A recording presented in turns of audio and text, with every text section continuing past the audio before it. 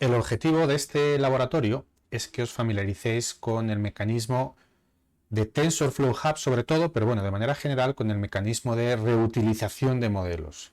Eso es lo que está detrás de la idea de Transfer Learning, y hay distintas variaciones o distintas maneras en las cuales uno puede reutilizar modelos entrenados por otras personas, probablemente en datasets mucho más grandes, relacionados con el que uno tiene en su momento dado, pero con datasets mucho más grandes, que ha permitido una primera convergencia de las arquitecturas, un primer conjunto de filtros, pesos, etcétera, que podríamos nosotros reutilizar para entrenar nuestros modelos. Entonces, bueno, este es el laboratorio 4.2. Tenéis aquí 1, 2, tenéis 3 ejercicios en este laboratorio. Los 3 ejercicios os van a implicar utilizar modelos publicados en TensorFlow Hub. Que TensorFlow Hub, aquí está, TensorFlow Hub es, pues parece ser que se está consolidando como un repositorio de modelos y con un API sencillo para poder reutilizar los modelos en nuestras arquitecturas, ¿no? Adicionalmente, como vimos en los vídeos anteriores, Keras en sí, dentro de la librería propia de Keras, hay algunos modelos ya preentrenados que también están disponibles a través de la librería de Keras, ¿no? Es otra alternativa también a acceder a estos modelos preentrenados. Pero bueno, TensorFlow Hub parece que poco a poco está cogiendo envergadura en el conjunto de modelos que va albergando. Si entráis en TensorFlow Hub y miráis en modelos, veis que hay modelos para distintos tipos de problemas, ¿no? De sonido, vídeo, imagen y texto, ¿no? Y dentro de cada uno hay modelos que te dan distintos tipos de funcionalidades, ¿no? Vamos a ver, esto en el fondo se trata de entrar y entender un poquito lo que hace cada uno, ¿no? Fijaos que más adelante en el curso vamos a ver los siguientes vídeos, ya enseguida vamos a ver la parte de detección y segmentación de objetos. Cuando veáis el módulo 5 vais a entender un poquito más qué es lo que quiere decir, cuáles son esas tareas, ¿no? Pero bueno, vamos a ver en este laboratorio sobre todo los modelos de imágenes que nos dan funcionalidades de clasificación y los que nos dan extracción de vectores. Y esta distinción es importante realizar. Suponed que tenemos nuestra red en la cual tenemos un conjunto de capas convolucionales, las que sean, y en un momento dado tenemos una transición a capas fully connected, ¿no? Las que sean, ¿no? Sean convolucionales con nuestro dropout, max pooling entre medias, las dimensiones que sea, y luego tenemos un conjunto de capas convolucionales, y al final hay una capa que tiene las neuronas dependiendo del número de clases, ¿no? Para aplicarle un softmax y la función de pérdida, ¿no? Por ejemplo, los que vienen de ImageNet, esta última capa, los modelos entrenados con ImageNet suelen tener 1000 neuronas en esta última capa porque hay 1000 clases en ImageNet, ¿no? Entonces fijaos que cuando nosotros introducimos una imagen en la... Bueno, si lo hago bien.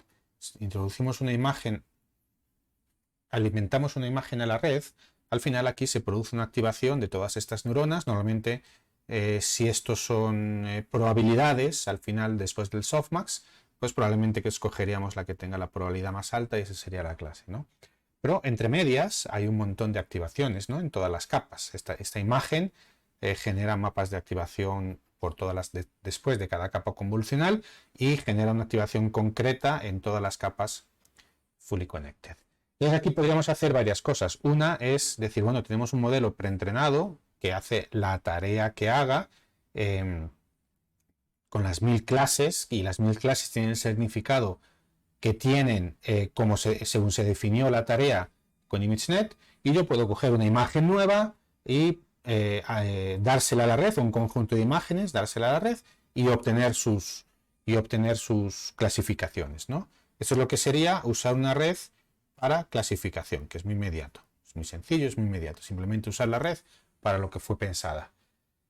Otra cosa que podemos hacer es que olvidémonos a lo mejor de por ejemplo, todas estas capas, porque tenéis que tener en cuenta que al final de una imagen con la cual se alimenta la red, vamos a quitar esto, en cada capa, y notablemente en las Fully Connected también, hay unas activaciones. Por ejemplo, esta capa podría tener 4096, por poner un número cualquiera, ¿no? Y esta podría tener 1024 y 1024 activaciones. De alguna manera, estos son 1024 números, 1024 activaciones que dependen de la entrada, ¿no? De alguna manera, por ejemplo, supongamos que cogemos esto, estas 1024 activaciones podrían ser otra representación de esta misma imagen, ¿no?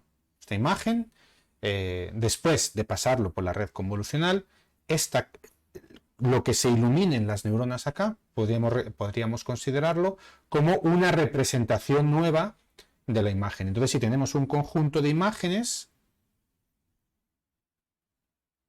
al final vamos a tener una representación vectorizada de cada imagen. Ojo que no es linearizada, ¿eh? No es que simplemente se cojan los píxeles y se linearicen, es verdaderamente el resultado de pasar la imagen por la red y sacarle la activación a la capa que queramos por ahí entre medias, ¿no? Entonces fijaos que una vez que tenemos, o lo vamos a poner, mira, mejor que así, lo vamos a poner como si fuera una matriz, ¿no? Más clásico. Entonces tenemos una fila por cada imagen y tenemos tantas columnas. Por ejemplo, acá tendremos, si usamos esta representación acá, tendremos 1024 columnas. Entonces, una vez que tenemos nuestros objetos, que son imágenes representados como feature vectors, podemos hacer lo que haríamos con cualquier objeto representado como feature vectors. Podríamos usar, por ejemplo, podríamos coger esto y usar las clases de ImageNet, y usar nuestras clases, o nuestras clases, por ejemplo, de las imágenes. A lo mejor nosotros tenemos una tarea que no tiene nada que ver con ImageNet, pero usamos esta red para extraer una representación vectorizada y le aplicamos, usamos nuestras clases. Esto sería esta parte de aquí sería nuestro X, nuestro Y, y aquí podríamos usar un método clásico de Machine Learning si quisiéramos. O podríamos a lo mejor medir la similitud entre dos vectores y usarlo como a lo mejor una medida de similitud entre nuestras imágenes originales. Es decir, podemos hacer un montón de cosas una vez que tenemos una representación vectorial de cada uno de nuestros objetos, ¿no? Bueno, pues ese es el otro tipo de tarea que nosotros podemos hacer con los modelos que hay en TensorFlow Hub. Normalmente se coge la última capa antes de la capa de las clases y esta es la representación que nos da como feature vectors ese modelo. Y le podemos alimentar lo que sea y obtenemos una representación como features vectors para luego hacer lo que nosotros queramos. E igualmente nosotros podríamos coger y decir, bueno, pues voy a sustituir la última capa, es un poco equivalente a coger y entrenar un support vector machine con esos vectores. Pero bueno, voy a quitarle la última capa de clases y a lo mejor voy a añadirle un par de capas fully connected adicionales y yo tengo mi tarea de clasificación en 3 clases nada más. Bueno, pues esto yo se lo añado a la red y sigo entrenando con todos los pesos anteriores y entreno con esta parte nueva inicializado de manera aleatoria en estos pesos, ¿no? Es en el fondo lo mismo que coger la representación acá en la última capa fully connected que me da el modelo y añadirle otro modelo. Lo que pasa es que en vez de ser support vector machine es otra red, es una red neuronal normal y corriente, ¿no? Con la ventaja que si nosotros montamos todo esto y entrenamos esta red neuronal, al hacerlo como red neuronal dentro de TensorFlow, nosotros tenemos también la opción de decir, bueno, ya esta red completa en la cual estos pesos están inicializados aleatoriamente y estos pesos están inicializados con los valores que me vienen de la red ya preentrenada, yo puedo decir, bueno, yo voy a congelar todos estos pesos para que no se me muevan durante el entrenamiento y solamente entreno esto, que esto es lo que sería verdaderamente equivalente a entrenar cualquier otro método. O yo también puedo decir, bueno, no los voy a congelar todos, voy a dejar a lo mejor estos 3, estos los congelo y estos los dejo tal cual estaban, y entonces durante el entrenamiento de la red se me van a modificar un poquito estos pesos también, como vimos en alguno de los vídeos, ¿no? Pero bueno, esa es la idea de feature vectors y eso es lo que vamos a hacer ambas cosas es lo que vamos a hacer en este laboratorio. Entonces fijaos como que classification y feature vectors. En muchas ocasiones las mismas redes están acá y acá disponibles para ambas modalidades, ¿no? Importante también tener en cuenta que hay redes que están diseñadas para un tipo de entrada concreta. Por ejemplo, las de ImageNet suelen estar diseñadas para que las imágenes tengan estas dimensiones, 224 por 224 píxeles por 3. Aunque probablemente nuestras imágenes a lo mejor son hasta de tamaños distintos, ¿no? A veces los modelos incluyen una capa inicial que me permite que automáticamente me rescala la imagen para el tamaño que ellos necesitan, es decir, yo le podría alimentar una imagen con un tamaño distinto, el que sea, y se rescala la imagen. En otras ocasiones los modelos no incluyen esta capa y uno tiene que hacer el resize de las imágenes previamente programáticamente, ¿no? Tenerlo en cuenta para que cuando tratáis de entender la documentación de TensorFlow Hub. Entonces, los ejercicios que vamos a hacer son básicamente esto que acabamos de ver, que esto que os acabo de explicar sobre la pizarra. Primero vamos a coger un modelo de TensorFlow y lo vamos a usar como clasificación. Os propongo coger este modelo, que aquí lo tenéis. Fijaos que hasta os dice aquí cómo usarlo directamente con las capas de... Son las capas de TensorFlow Hub, que son capas compatibles con Keras, que se pueden incluir en un modelo secuencial. Y aquí os dice un poco cómo hacerlo cómo hacerle fine tuning, ¿no? Fijaos que hay un método, si uno lo quisiera hacer después fine tuning, que lo vamos a ver luego en el tercer ejercicio, ¿no? Aquí hay un argumento para decidir si yo quiero congelar o no los pesos durante el entrenamiento. Pero bueno, esto lo podéis usar tal cual y lo que tenéis que entender es que, bueno, aquí al final, fíjate que os da los logits.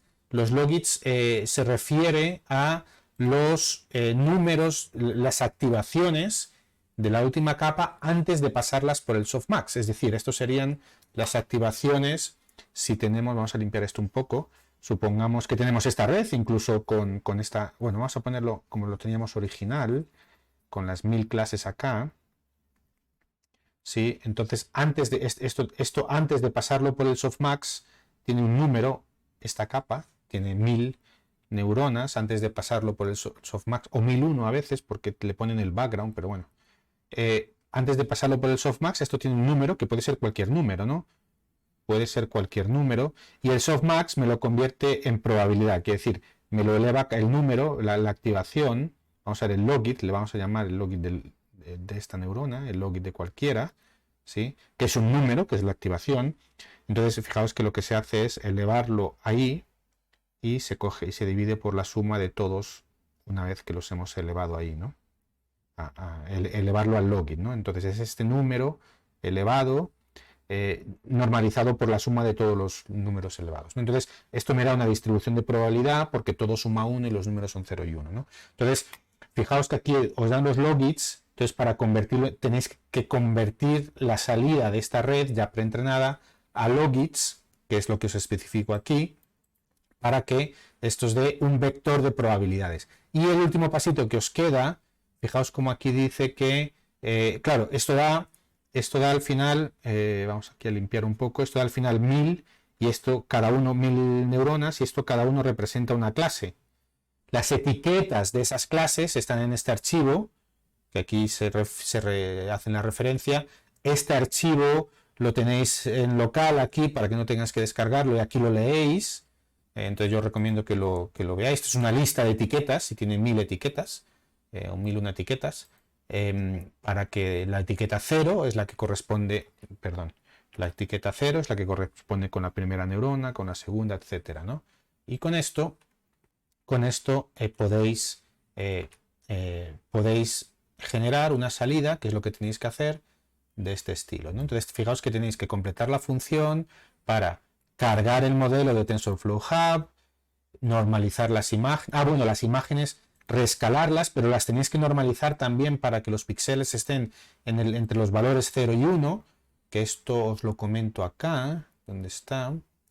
Aquí está, lo dividís, le restáis el mínimo y lo dividís por el rango entre el máximo y el mínimo, y la salida la tenéis que convertir a logits. cogéis los logits y lo tenéis que convertir a probabilidades, ¿no? Y entonces aquí lo que tenéis que coger los tres más probables, las probabilidades más altas, para devolver un diccionario de este estilo, ¿sí? Este texto tiene que salir de las etiquetas, de la lista de etiquetas, y esta probabilidad sale de la predicción de la red normalizada como probabilidad con esta formulita, que es lo que acabamos de ver. Entonces, esta tarea simplemente es usar el modelo de clasificación y entender las salidas y transformarlas en algo que es más legible. El siguiente ejercicio vamos a usar TensorFlow Hub como un modelo de TensorFlow Hub como extracción de características, como feature extraction, como feature vector, ¿no? Entonces, aquí de nuevo el V1, pero fijaos que este V1 es otra versión que es la que, el Inception V1, es otra versión que es la que me deja tener los vectores, ¿no? Y fijaos cómo, bueno, la forma de usarlo es súper parecido, pero fijaos que al final yo lo que voy a tener aplicándolo, aquí lo que tenéis que hacer es aplicándolo, fijaos que vais a recibir, por ejemplo, 1000 imágenes de CIFAR, ¿sí? Y tenéis que devolver, aquí la forma de esto debería de devolver 1000 por 1024. Bueno, aquí lo tengo especificado.